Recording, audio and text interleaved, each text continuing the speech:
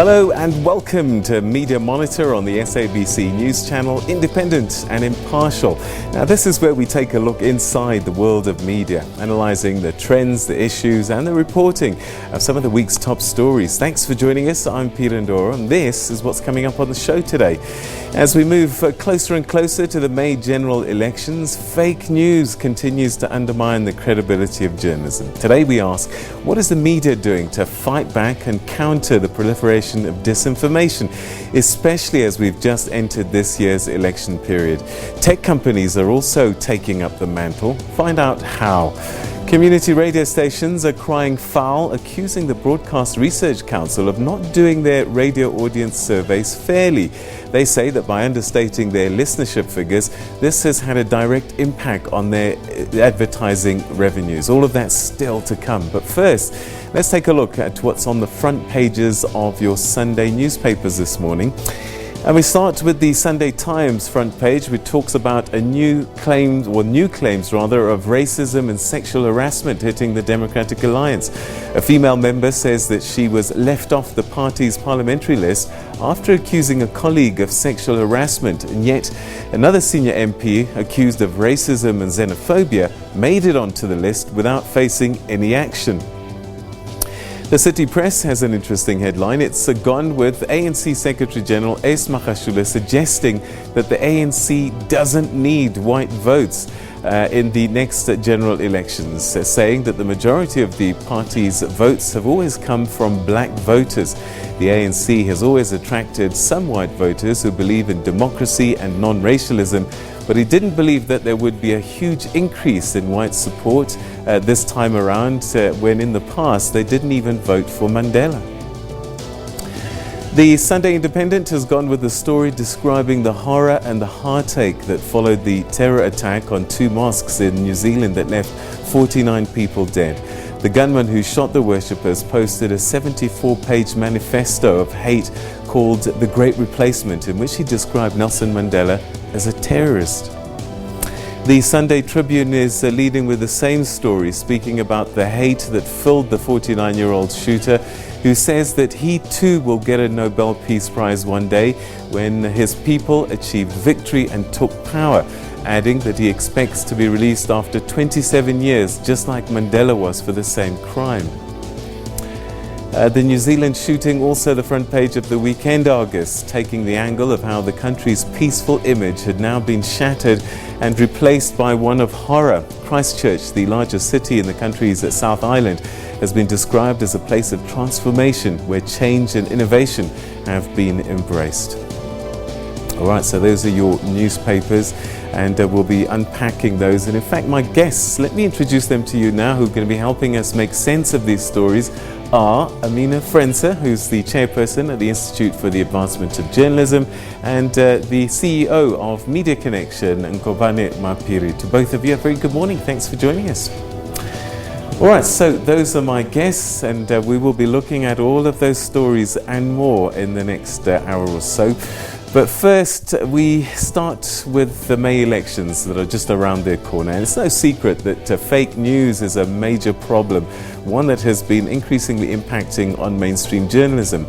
It's not a new phenomenon, and with the social media age and the increase in smartphone usage, fake news has become so much more than just false headlines or sensationalized tweets. More and more, it's become highly organized with campaigns designed to destroy brands, reputations, and credibility. But just how serious is the problem, and how dangerous might it be for our country's young democracy? Media Monitoring Africa's William Bird joins me now via Skype in London to share his thoughts with us. A very good morning to you, William, or should I say good morning, Governor? Hello, good morning. Thanks for having me on the program. All right, so William, you wrote an article recently as we get towards these elections, and you've expressed some serious concerns. Take us through what's worrying you. So I think, as you pointed out in your introduction, disinformation is a very real thing. We've seen it impacting elections around the world, in the United States, in France, in Brazil, and of course recently in Zimbabwe. It had an impact as well as Nigerian elections. So it's something that is coming. It's been developing. We saw it with Bell Pottinger as one of the most prominent examples. And we know that there are people that are out to deliberately undermine our democracy. And they might seek to do this by besmirching one or other party. And so what we're doing about that is working with the Independent Electoral Commission to see if we can find some ways of combating that in a way that takes it beyond simply condemning it or hoping to do something on an ad hoc basis. So there's systems developed and ideas that are pretty unique, and we're hoping we'll have some fundamental shift around disinformation. William, do you think that we have enough people on social media perhaps, or that are accessing newspapers for it to be a concern? So, I mean, despite the fact that access in South Africa is still a fundamental problem, despite our high data costs, I think that the reality is that these things happen to impact and shift a lot of thinking, and they can help shape the narrative. So it doesn't need to matter that they're going to say to people how many people are going to vote in a different way. What they do is that they set the narrative. In other words, they don't tell. There's a lovely quote: the media doesn't tell people what to think, but it does tell them what to think about. And similarly, disinformation campaigns, once they start to get you being unclear about what's real and what you should believe and what you shouldn't believe, suddenly you're in a problem where you go, well, what do I believe here? And people then often revert to their fears. It's the same kind of thing that's driven a lot of these awful incidents around the world. You know, you spark this idea around xenophobia, you create it as a bigger crisis than of course it really is, and that makes people fearful, and that's often what happens around social media. So it doesn't need to be that everyone's on it for it to have a significant impact and for it to deeply and profoundly undermine our democracy. So part of the work that you're trying to do, you talk about digital literacy. Take us through that. What does that mean? So one of the things that you have to do about combating disinformation, aside from taking real action on it, is that people need to be more critically aware of the content that they read. So disinformation works because it spreads easily, because these people are clever. They use instances of and elements of truth in order to build on fundamental mistruths or fundamental false information. And so if people are able to have the skills where they can determine, where they can be skeptical and critical of the content that they receive, then you're more likely to stop disinformation. In other words, if you get content where you think, I'm not sure if this is true, and you think about that before you share it, and you think about and you do some tests to see whether or not it is true, you're less likely to share that information. And then once we start doing that and building the skills of people to more accurately assess and be critical of the information they receive, we're a lot less likely to fall for that sort of thing. All right, so you've come up with an interesting app called The Rover. Tell us about that. Yeah, so it's a beta phase, and you can download it on Android, and it stands for Real Over Rubbish, and it does three things. The first is that it allows you to learn what are the various things that you should be looking for. So you can upskill yourself around how to spot false information and disinformation, learn the differences between those things. You can then also do some little challenges where you can test yourself, how well you can spot real or rubbish. And then the third thing it does, which is really interesting, is that it allows you to, once you've got it installed on your device, when you're on a site and you want to share something, you're on a news site, or you get a link on Twitter or one of these other platforms, before you share it, you run it through Rover, and it'll tell you whether or not that is a real or a rubbish story. And then you can also rate that yourself. So it's starting to get to this idea of how we actually start to rate our own sense of what's quality and credible journalism. Right, so I think we're going to leave it there for the time being. We look forward to when you come back. Thanks so much indeed for chatting to us so early in the morning there, so far away. Thanks so much, William Bird. Thank you. All right, so that's William Bird, who's the CEO of Media Monitoring Africa, talking to us a little bit about this fake news phenomena, and also the challenge of are we digitally literate enough? Well, let's continue with this conversation with my guests. A very good morning to both of you. Thanks so much for joining us. Welcome to the program.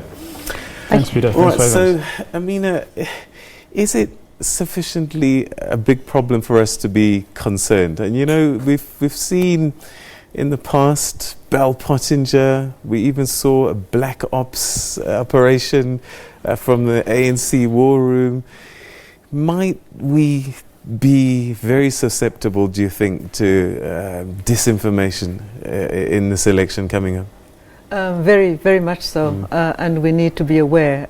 It is a question of how do we reach the people out there who are not connected to social media, who cannot tap into, social media, or don't know how, or can't do it, whatever the case may be, to speedily, come to a conclusion what to believe and what not to believe.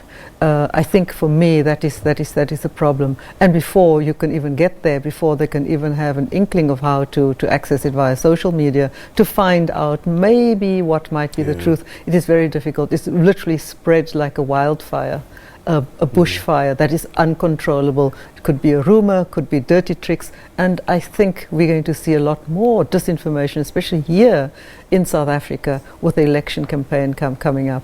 And I think some parties, some people, some members, some public servants are desperate, and they're really resorting to, base racism, amongst other things, which is very, very sad, very dangerous as well. Yeah. And Nkopane, your first thoughts on this fake news and its potential influence in this election? Yeah. I think the most scary thing is about how it can undermine democracy. For me, that's the most scary thing, and how news institutions should actually take these kind of things quite seriously. So what's important now is for the challenges for credible news institutions to really ensure that they protect and build their brands, so that unless it's cited by a reputable news institution, if the SABC is not citing it, so people should actually know for all intents and purposes that it cannot be true. Because in this age of fact-free journalism, people are chasing news headlines. Those 136 characters could actually destroy a nation completely. So there is a need to be responsible, and also to urge political parties that in their endeavor to try to win votes, they should really resist the temptation of using fake news, because it could actually undermine democracy. It could set us back, 30, 40 years back. The danger of it is quite scary. We can explore this a little bit further, but one development that's just happened now that I'd like us to touch on first of all is Facebook is South Africa's biggest social media platform, and they've started adding new safety features to South African pages as a way to fight fake news ahead of the elections. Now, the tech giant had admitted, of course, that this was a huge influence in the US, and it will be displaying in South Africa where the managers of all South African pages are located, and all users visiting these pages will see additional information such as the primary country locations where pages are being managed then.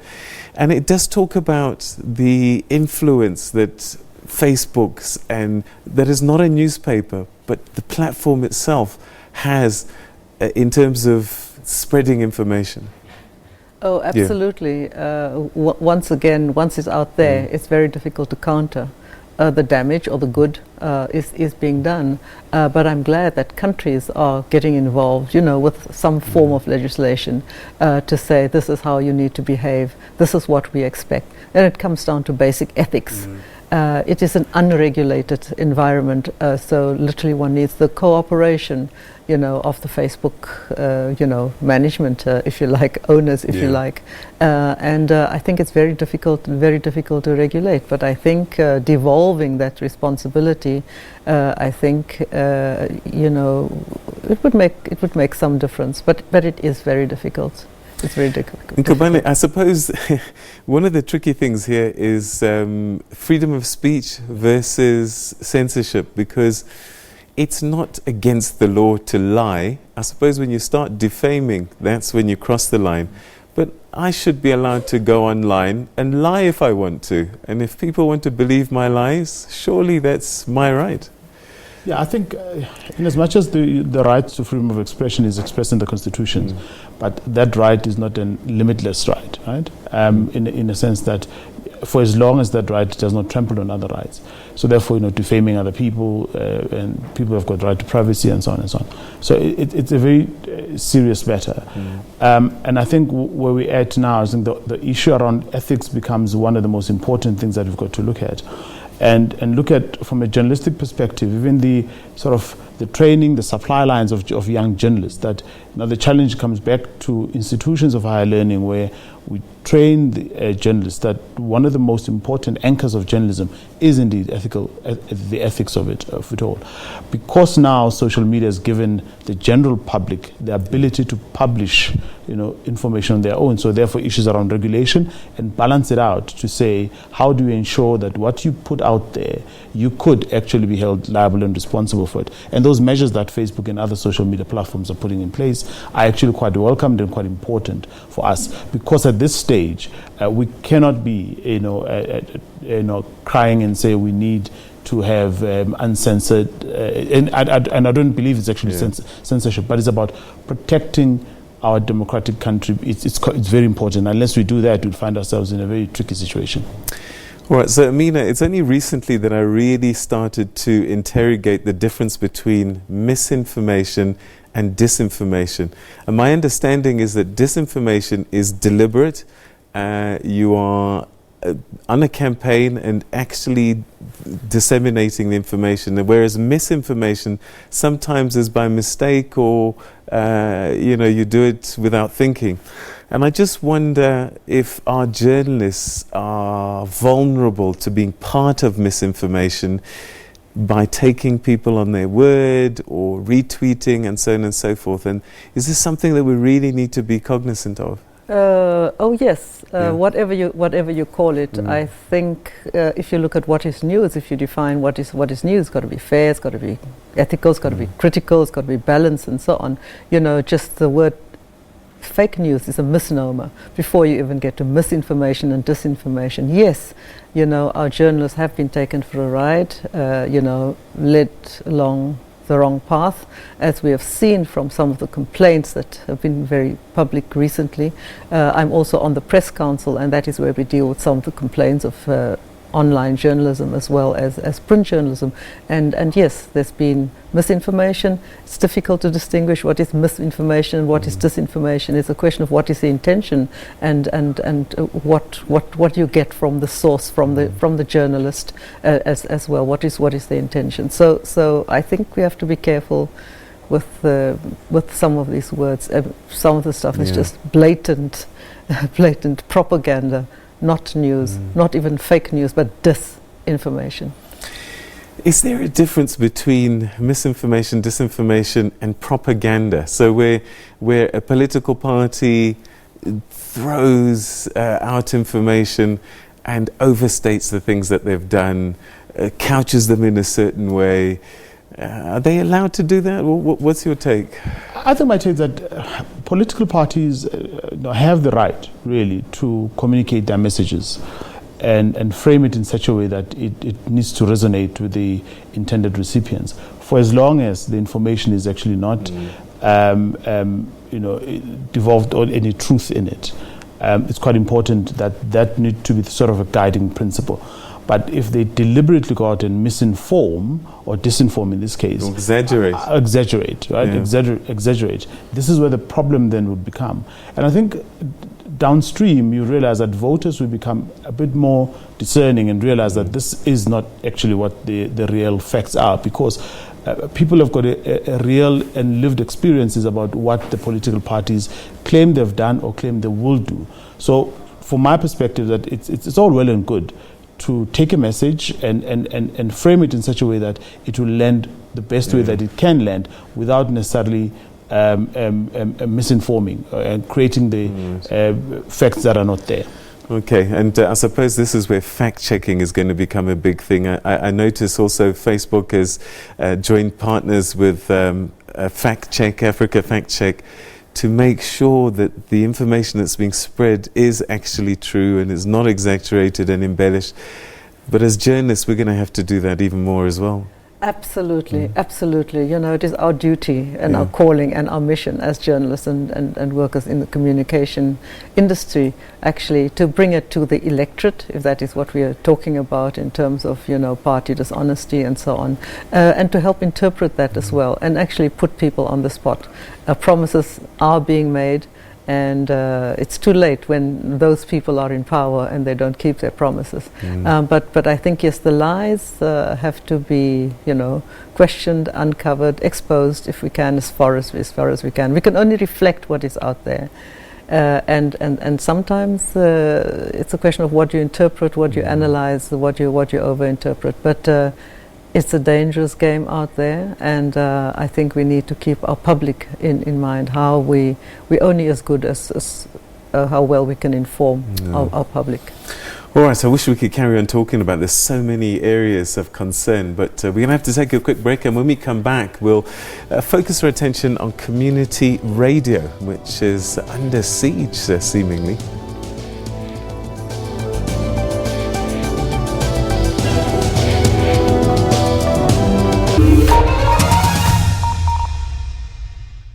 I'm Tula Mkhize. This is my younger brother, Dogozo Mkhize. Not younger than you. I am the smart one. Yeah.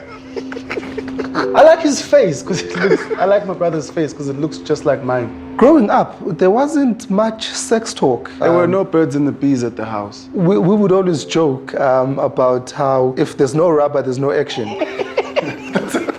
In 2009, I was in a relationship and things were serious. We stopped using protection. So we decided to do an HIV test, and the results were positive for me.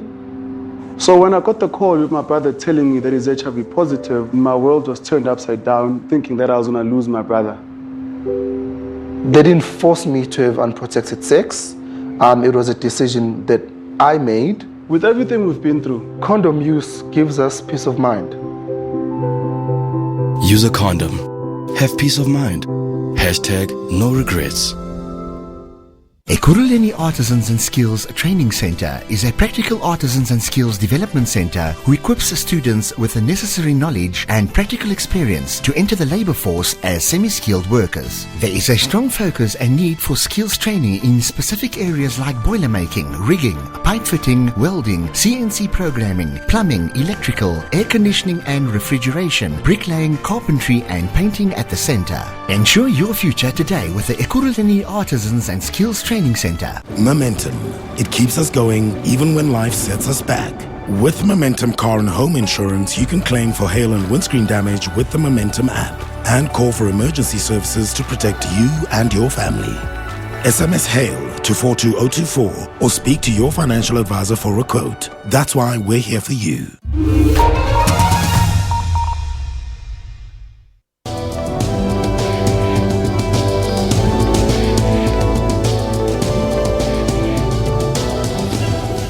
Welcome back. You're still watching Media Monitor. Now we turn our attention to community radio, a sector that has grown in size and influence since their introduction after 1994, from just a handful soon after democracy to over 260 stations today across the country.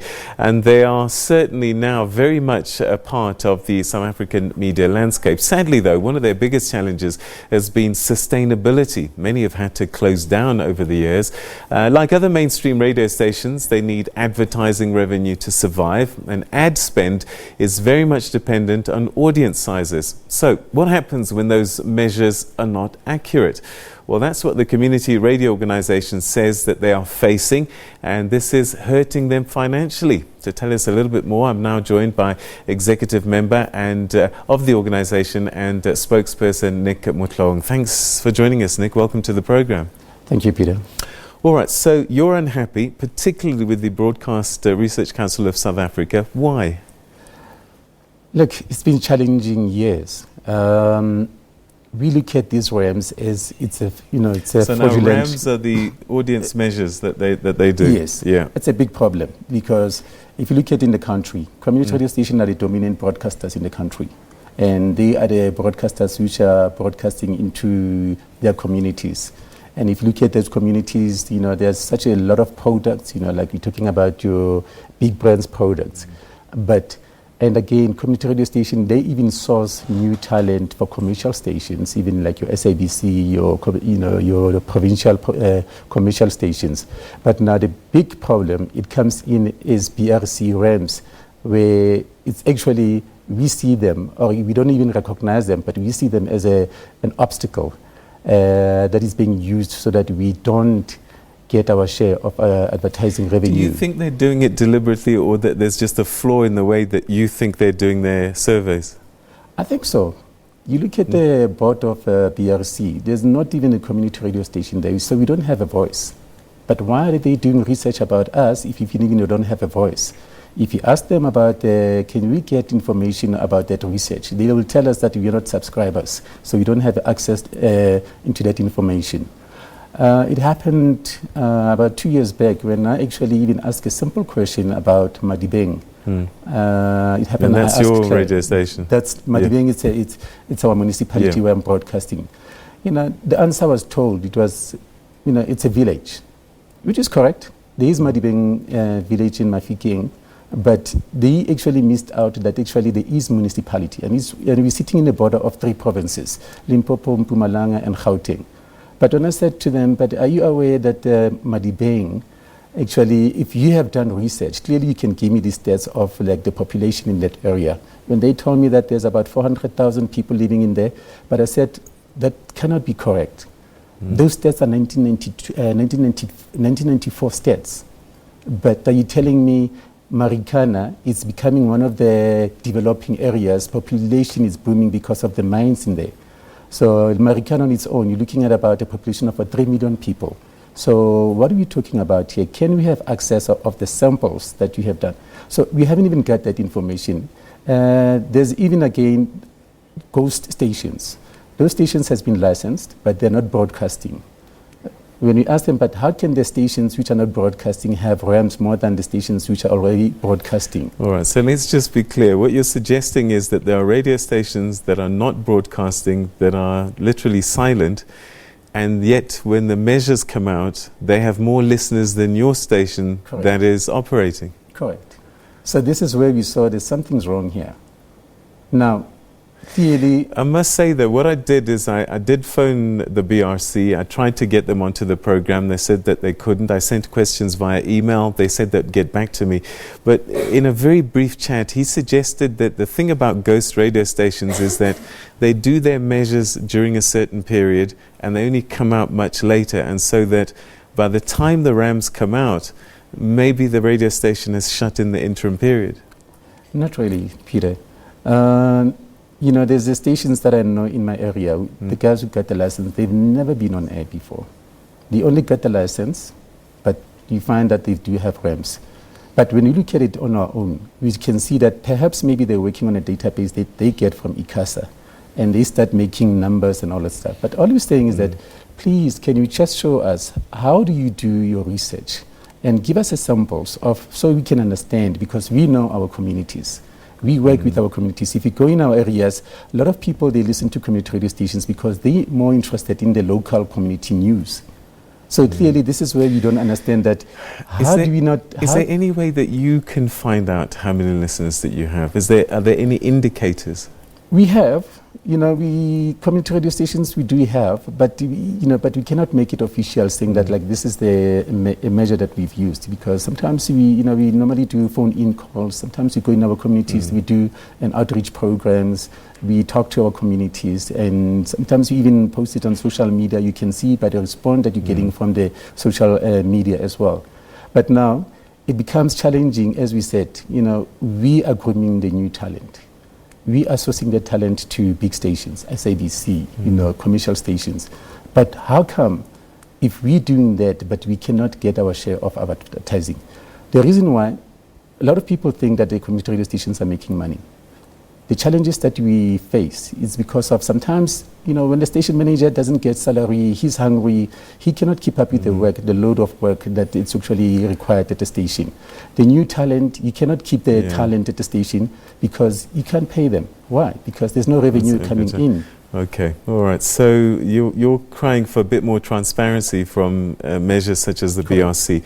I'm going to bring in my guest editors today, and Amina, and I, you've been a journalist for years. Circulation is another one of those things. I phoned a few what they call media planners and media outlets that book advertising, and what they do is that they very much depend upon these research houses like the BRC.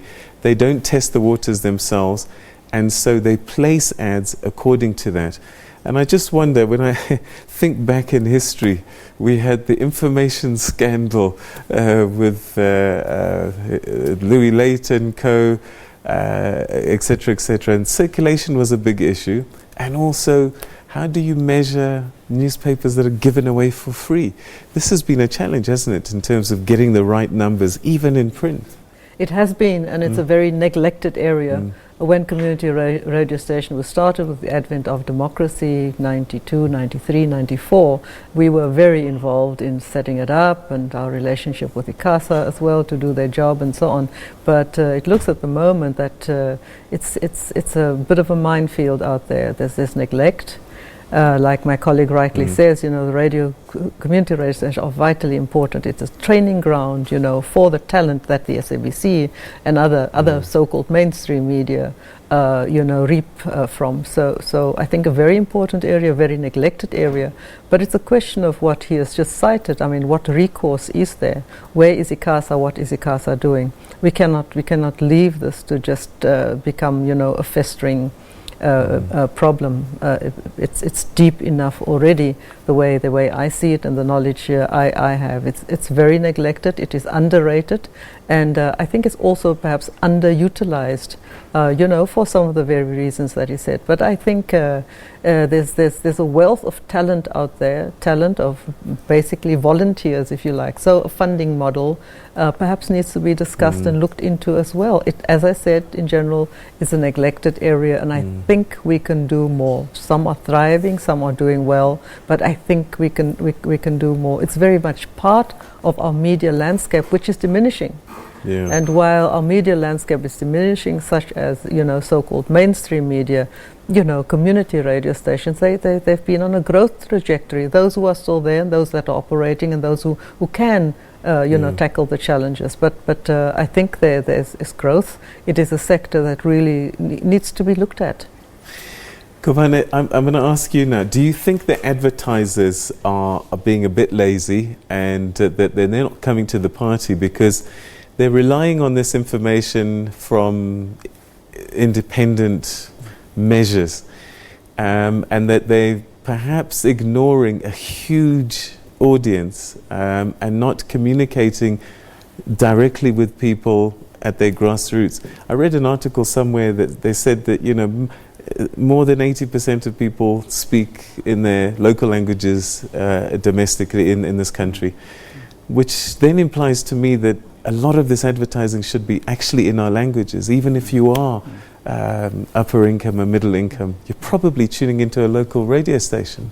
No, absolutely, you're correct. As we know that advertising is a lifeline of any media platform. So the need to attract and secure the kind of revenue line, supply line, is quite important. And the audience measurement tools remain the only currency that the industry uses and rely on, and is regarded as independent and so on and so. But in it, there has to be some level of inclusivity, transparency, and accountability. I must say, it's important that this conversation must be taken forward as well with the BRC. Is quite critical to ensure that all the stakeholders are actually a part of this conversation to shape this product in such a way that it becomes fully representative of the industry. You're quite right that these days our view is that it's no longer about counting the people that you reach, but it's actually reaching those that actually count. And as you correctly say, that how people consume community radio in South Africa and community media in general is that because of its local nuances and the flavor that it actually has, people prefer to defer and default to it in order for them to get what is it that's actually happening in their immediate communities. You could be from somewhere in the Eastern Cape, you could be from Madibeng, but working in Pretoria and Johannesburg, you would always want to listen to your radio station back home because it keeps you connected to where you're actually coming from. So there's a missed opportunity right there to say how do we best utilize community radio in such a way that we actually get the traction that we have, because it's also about the level of trustworthiness that audiences actually place on their local community station, because those issues are quite relevant, they're close to their hearts, and we always believe that that's a kind of a missed opportunity.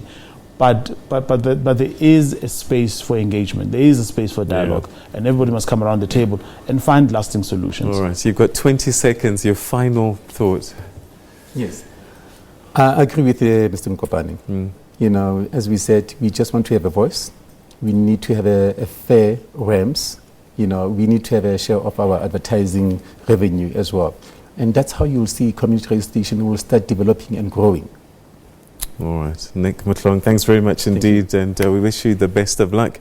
And just a reminder that we did reach out to the Broadcast Research Council of South Africa. I'm hoping that they will give us a response on this particular issue. They didn't want to come to the program, but I sent out an email to them with questions, and I'm hoping to get a response. Perhaps we'll be able to give you next week an update on their side of this particular story. All right, we'll be back after the break, and we'll be starting to look at the newspapers and some interesting headlines on there, and some that I think are missing.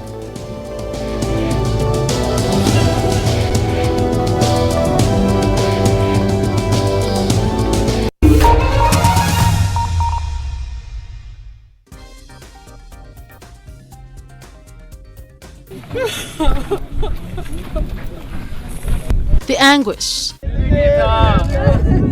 the weight and the frustration as family members of the ill-fated flight ET302 seek answers. Otherwise, if we will not find, the person will stay missing to the rest of their life.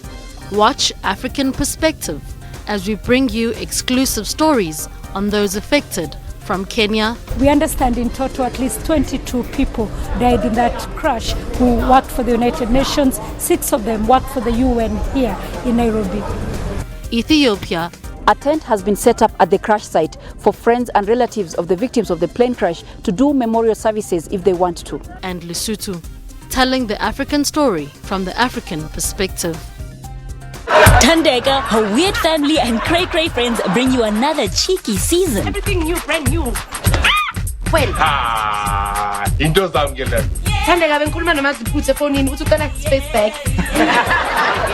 Ithembe mem, ha ke tshepe motho. Awe, nka mpaka tshepa lejwe. Yini? Size ukufunda la esikoleni, are you aware? Yeah. Mugele. Catch Tandeka's Diary Mondays at 7:30 only on SABC 1 Mzansi for sure.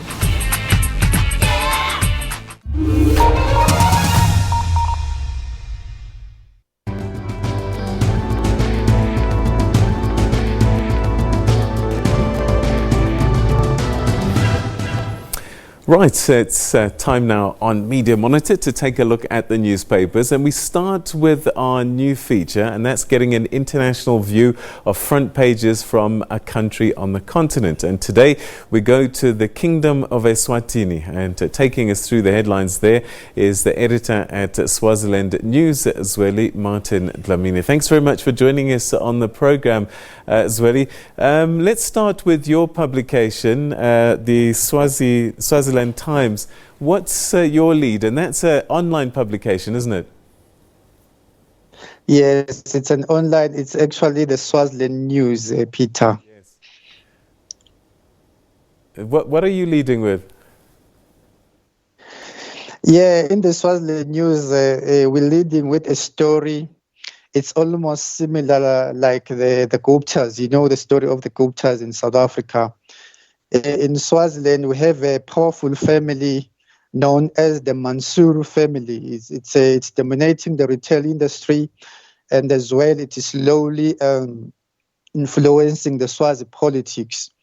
In the story, it has been disclosed that the family influenced one of the most powerful syndicates in parliament so that they can elect one of their business allies known as Senator Tony Sibanze. And there are many powerful people who are slowly climbing the political ladder in Swaziland linked to this family. So it's more like a story of a state capture that is manifesting in the Kingdom of Eswatini currently. That's quite alarming. All right, what are the other Sunday newspapers? I believe there's 2 major ones that come out. Take us through the next one. Which one do you have? Now in my hand I have this Sunday Times, the Sunday edition of the Times of Swaziland. The top stories, particularly that is making headlines, the front page. There's a story of Robert Zwane, a former senator. His company is in the misery 3 million payout. They got a government deal, and the Auditor General claims that they were overpaid by 2 million. This payment was made during the road project at Iskunusa. So they were owning a farm that was where the road was supposed to go through. So the Auditor General found irregularities in that regard. All right. And another story. The Sunday Observer, what have you got on the front page there? Yeah, the Sunday Observer reported that a new Coca-Cola company will open and they will start operating in April. So these are good news for the unemployed Swazis in the Kingdom of Eswatini. In fact, the Swaziland is called Eswatini Beverages. They separated their company into two, so they will open a new Coca-Cola company under the same company that will be operating alongside with the Eswatini Beverages. All right, it's a positive story. So, Zweli, just give us a sense of what's happening in terms of media freedoms in Swaziland. I know that you spent some time out of the country. You were forced into exile. Is this space opening up inside the country for especially independent media to express itself, or is there still quite a tight hand? Thanks, Peter. What I can say is that the previous government was more aggressive and more brutal towards the media. But now we are seeing maybe, as you can see, I'm now in Swaziland and I was not arrested. I am reporting freely. But there are those elements of restrictions that we can't deny. However, there is much improvement with the new government coming in. What we should note here, Peter, is that there's what we call self-censorship. If you compare the stories that you see online and the stories that are appearing in the newspapers, you can see that some of the stories are generally they can be reported, but some media houses, they choose to exercise or self-censorship. So the environment is slowly changing.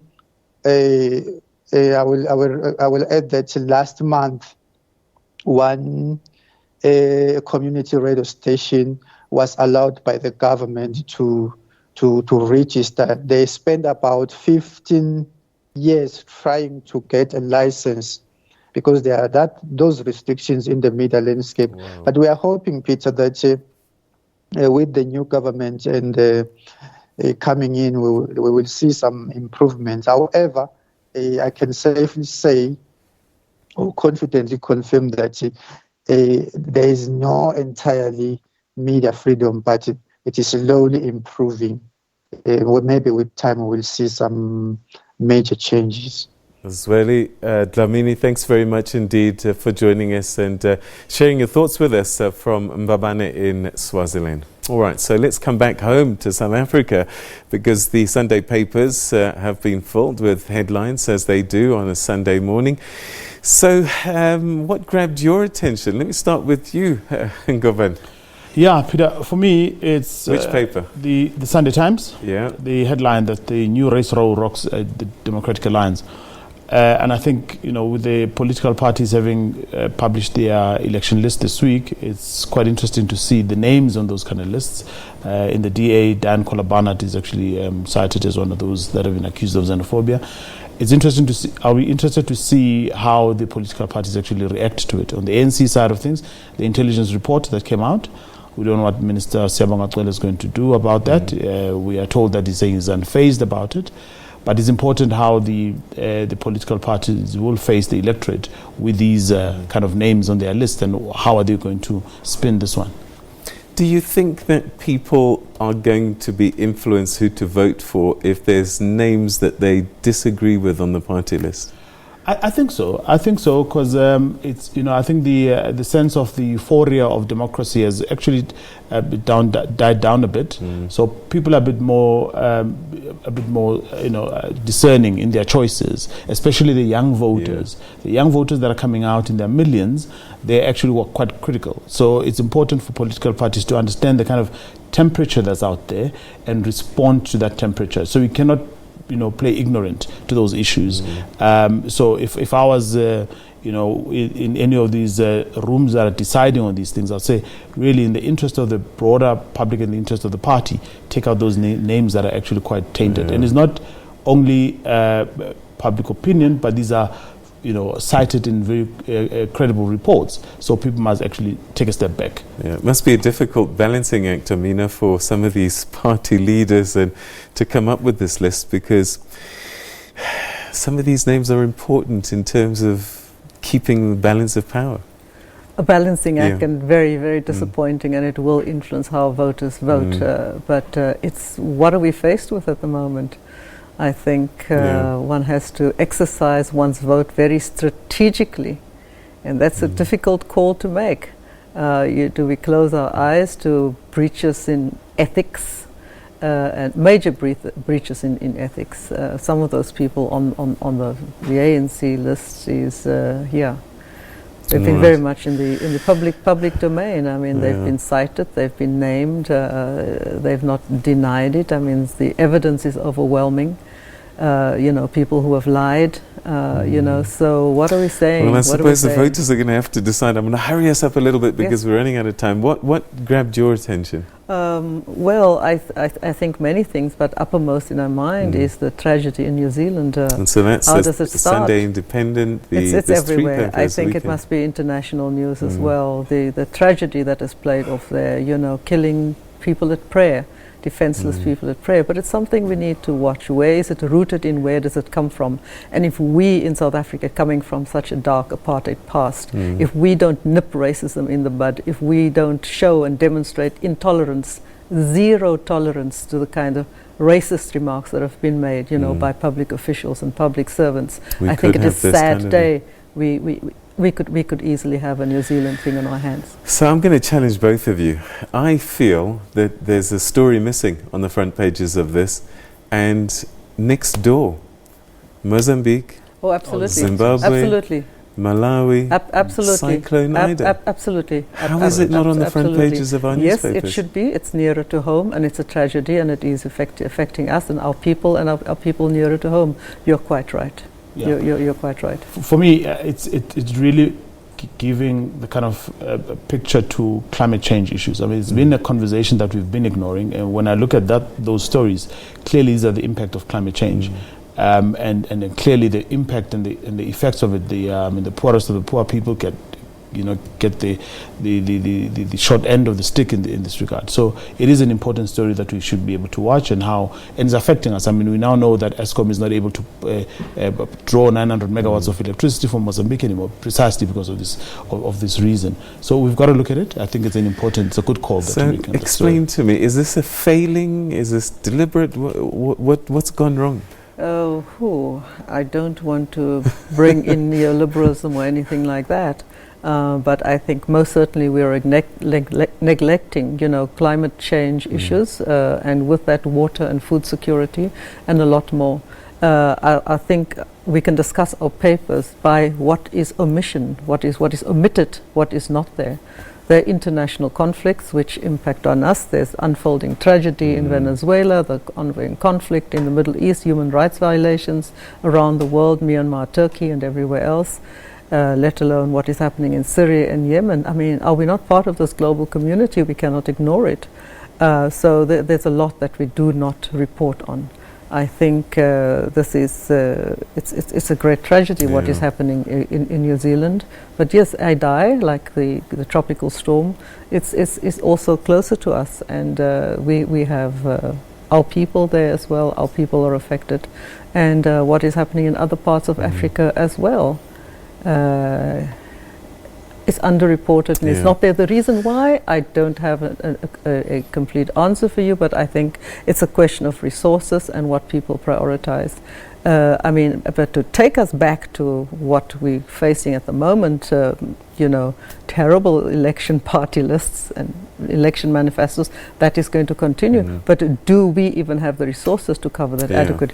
Has the SABC been funded to cover? Have we got an election budget, for example? Very important public institution. We need to bring that information to people out there. But if we don't have the resources to bring basic information to people, what really matters to them, what matters to us, then it's a sad situation that the media is in. That's this whole conversation just on that, but we'll have to do it another day because we've run out of time. But both of you, thank you so much indeed for joining us. Mina Frenzo and Govane Mapere, thank you so much indeed for joining us. Thank you, Peter. And you at home, thanks so much for tuning in. Please join us again next week at the same time for more of the same on Media Monitor. From us though, goodbye.